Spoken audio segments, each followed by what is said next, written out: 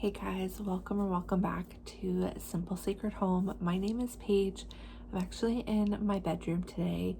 Excuse the background, it's a little chaotic, but I wanted to take a few minutes to sit down and talk to you guys about my birth plan for baby number 2.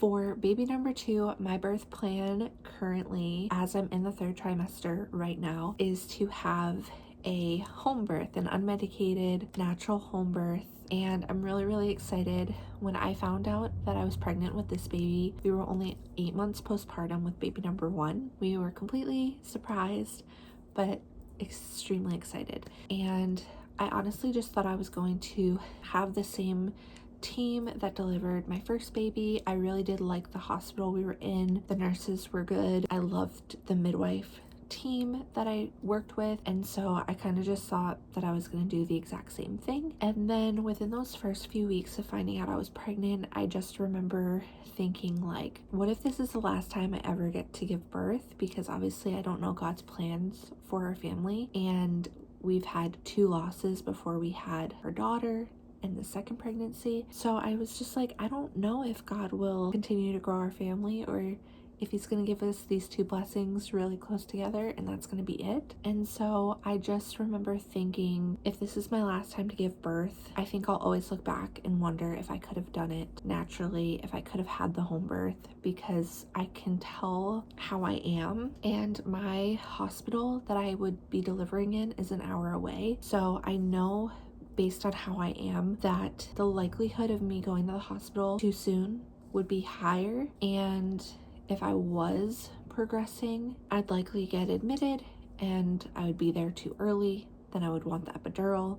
I'd be in a place where I can get the epidural. I just think that I would have the same exact birth experience as I did with my daughter, which wasn't bad. It was just not my dream. I also did have some Pitocin, and I was a day away from being induced. So I went into labor naturally, but I did have some Pitocin with her to keep things going because things had stalled quite a bit. Yeah, there's just, with delivering in the hospital, different OBGYNs, different midwife care teams, different hospital policies will require you to be induced by a certain date in your pregnancy, and I just didn't want that pressure because that's really overwhelming and can produce some anxiety, and I just wanted to give my body every chance to do what it was designed to do naturally. So I knew that my best chances of having an unmedicated natural birth was to have a home birth. And so I talked with my husband about it. He agreed that it would be a fine option as long as nothing came up within the pregnancy. And so that is our plan, and I'm really excited about it. So I just contacted the midwife that I was going to use with my daughter. I had just found her through Google. She had really great reviews. She was relatively close in my area. She had been doing this for a long time. So I had contacted her with my first pregnancy ever. She came out, she met with me, she explained a little bit about how midwifery care worked in the home birth setting, and I knew that when I got pregnant with my daughter that I wanted to have home birth and I wanted her to be my midwife. And then a few things came up in early pregnancy. That's why we decided to just stick with the midwife team that delivers at the hospital, but I could have totally had a home birth. When I found out I was pregnant this time, I decided to reach out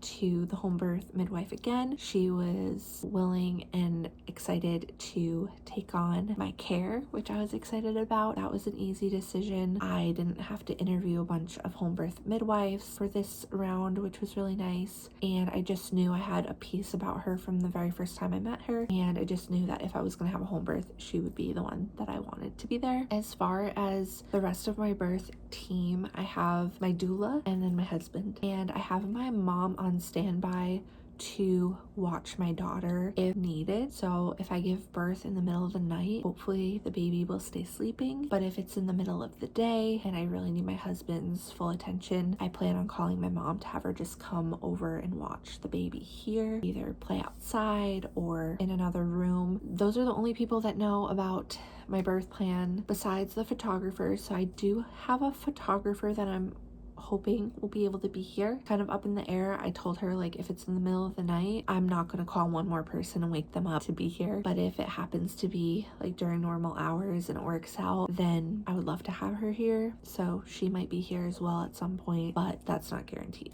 A couple other things that I've done a little bit differently this time around is, if you haven't seen my other videos, like my birth story with baby number 1 or things I'm doing differently with baby number 2, one of the things that I felt like I really focused on with baby number 1 was like preparing for her. So I focused a lot on like postpartum freezer meals, making sure the house was super clean, making sure her nursery was perfect, all the stuff, all the things that you think about as a first-time mom. But I didn't mentally prepare for what I was going to endure. So this time around, I knew that that was going to be where I needed to focus my attention. So I've shared in another video, but I'm doing the Christian hypnobirthing app every single night before I go to bed. They're just tracks that help you focus your mind on the Lord, on scripture, on relaxing, and that has been super helpful. So I'm hoping that associating that with relaxation and bedtime will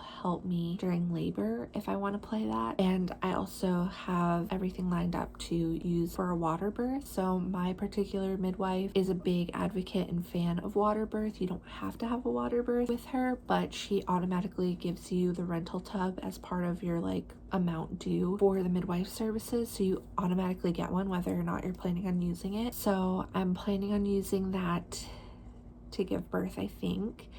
And I also am using the Bradley method for relaxation, and I decided to take the Bradley method class last time. I didn't take any classes. By the time I even like thought about it, it was too far. Like all the classes are like 12 to 16 weeks, and it would have been like the classes would have ended after my due date with my first, so I just decided not to take them. And I really wish that I had taken a class. I think that would have been very helpful for me. So I am taking it this time around. A lot of them are in person, and it's like a weekly commitment. I did find one online, so I will link the class that I took down below if you're interested. I know they run classes all the time, and it's through Zoom, so that's a great option if you're somebody who maybe you have other little babies or kids and it's just not possible for you to get out, either just yourself or you and your husband once a week for a class for a period of like 16 weeks. From everything that I've heard from all the birth stories, all the women who go before me, it's really important to pretend like even when the contractions start that you're not in labor. Just go about your day as normal as possible. If you start having contractions in the middle of the night, try to get as much rest as you can, whether you can sleep through them or just lay down. And then if it's during the day and you're having contractions, like try to keep doing your normal routine as long as you can until you can't anymore, and that will really help with progression and also keep you in the right mindset. So that is my plan there. Just trying to stay active, walking, listening to my body, asking the Lord for his help, because I truly know that he's the only way that I can do it. He designed our bodies to do this. So I think there's a beautiful spiritual component to natural birth, any birth truly, but I think that if God designed our bodies to be able to do this, I think there's a beautiful opportunity, if we can, to press into the struggle, do the hard thing with his help.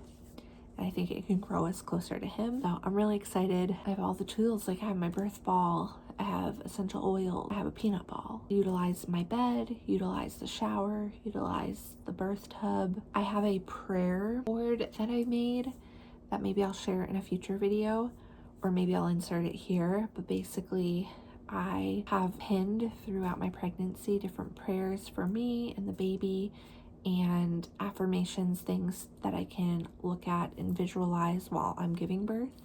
And it's all on this board, so I plan to look at that throughout labor. Yeah, I'm making a birth playlist currently, so I'm adding songs to that periodically. And I'm also listening to Ina May's guide to childbirth, and she also has a breastfeeding one, so I'm going to be listening to that on Audible. And other than that, that's really it. If you guys have any questions about my birth plan or anything to do with home birth or anything like that, leave them down below and I will answer them either in the comments down below or I'll make a separate video. Once again, this is my plan. This is what I would love to happen, and this is what I'm setting out into, labor with the intention of this is how I want to do it. And hopefully, Lord willing, I'm healthy, baby's healthy, we'll be able to do it successfully with his help. And then I'll be able to come back and say, the Lord gave me the birth of my dreams. That would be the ideal goal, right? But yeah, we will see. It's one of those things you just don't know until you start. Excited to share the birth story, more home birth content, and I'll see you guys in the next one.